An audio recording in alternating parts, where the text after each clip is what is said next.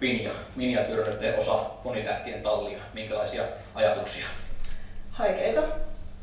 Ihan varmasti. Sillä oli kuitenkin ilmeisesti aika suuri merkitys sinunkin poniuralle. Joo, kyllä. Se oli mun koko elämä. No muistella vähän, jos yhtään pystyt, niin tuota aikaa kun miniatyyri tuli Suomeen, niin kerro vähän siitä, miten poni aikoinaan löysit? No joo, se oli netissä ihan julkisesti myynnissä ja se oli aika kauankin siellä myynnissä, että se oli vähän semmoinen, se oli ikäluokkalähdöissä nuoraan pärjännyt, mutta sitten pari viime vuotta se oli ollut aika tavallinen poni ja olisiko se kerran voittanut 2 viime vuoteen ja mä muistan, mä olin meidän olohuoneessa, kun mä näin sen ilmoituksen ja mä huusin, meidän äiti oli keittiössä, että miniatyyri on myynnissä. Mun äiti sanoi, että no mitä mä semmosella tehdään. Se luuli, että mä tarkoitan semmoista polven kokoista miniatyyrihevosta. Ja mä sanoin, että ei, kun se kilpaponi, mikä me nähtiin silloin, kun se voitti Pohjoismaiden mestaruuden Sulvalassa. Ja sitten siitä ruvettiin käydä kauppaa ja itse asiassa meidän Stutterin omistajaperheen tytär Janina Seppälä kävi sen vielä koeajamassa meille ja hän sanoi, että kyllä se ihan ehjän tuntunen poni on. Että sitten päästiin kauppoihin ja poni tuli Suomeen joskus, kun se on ollut tämmöistä kevättä. Missä kohtaa sä voisit näyttämään sinulle lahjakkuutta, että tässä on kyllä kykyjä ihan Suomen kärkeen asti?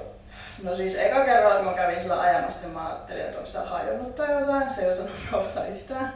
Sillä oli semmoinen hauska tyyli, se meni hörkkää aina semmoista ihmerönkkää ja mä sanoin iskelle, että onkohan täällä kaikki ihan hyvin. Mutta kyllä se sitten kun lyötiin sekki päähän ja ruvettiin pyytää vauhtia, niin kyllä sitä vauhtia tuli kuin koneesta, että en mä ole kellään nähnyt semmoista vauhdin tai rytminvaihtokykyä ja se ravi oli niin kuin aivan älyttömän helppoa, että kyllä sen huomasi aika heti, että tää on ihan juoksija.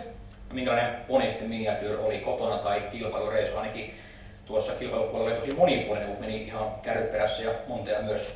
No joo, että sillähän oli ihan älytön nopeus ja kotona se oli sitten vähän semmonen jörrykkä, että sen kanssa ei millään kävelylenkeille menty tai mitään ylimääräisiä harjaus- ja rapsutushetkiä tehty, että se tykkäsi olla yksin ja omassa rauhassa ja sitten kun se teki töitä, niin sitten se kanssa teki niitä.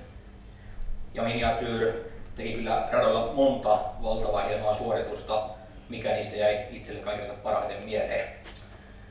No, vaikea ehkä mitään voittoa nimetä, kun se voitti käytännössä kaikkia useamman kerran, mutta no varmaan kun saatiin ensimmäisen kerran Elitloppet kutsua. Se oli ensimmäinen suomalainen russi yli 10 vuoteen, joka kutsuttiin sinne ja se kutsu me saatiin 4 vuotta putkeen ja viimeinen reissu me oltiin kolmansia. Se olisi ehkä siinä päivänä voinut voittaa se lähdön.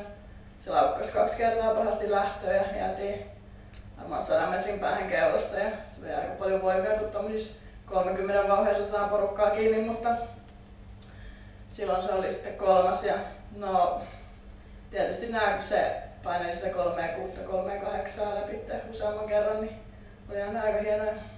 Kiitoksia Pinja ja kovasti onnea sinulle ja miniatyyrille tämmöistä huomio-osoituksesta. Kiitos. Ponitähtien talliin miniatyyri!